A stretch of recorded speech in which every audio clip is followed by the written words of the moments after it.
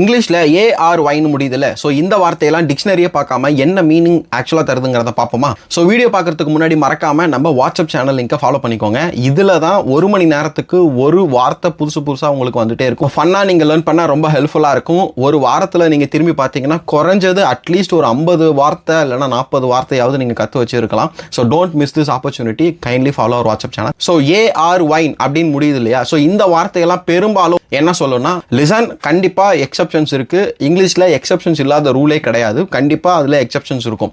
So பெரும்பாலும் ஆனால் ARYன்னு முடிகிற வார்த்தைக்கு எல்லாமே பார்த்தீங்கன்னா இட்ஸ் கலெக்ஷன் ஆஃப் சம்திங். ஏதோ அந்த வார்த்தை கலெக்ஷன் பண்ணி வச்சிருக்கும். உதாரணத்துக்கு டிக்ஷனரின்னு இருக்கு இல்லையா? ஸோ டிக்ஷனரி பாருங்களா, it's collection of all words and information. So எல்லா வார்த்தையும் எல்லா இன்ஃபர்மேஷன் கலெக்ஷன் பண்ணி வச்சிருக்கிறது தான் டிக்ஷனரி அப்படின்னு சொல்லுவாங்க. சாங்சுவரின்னு இருக்கும் பார்த்தீங்களா?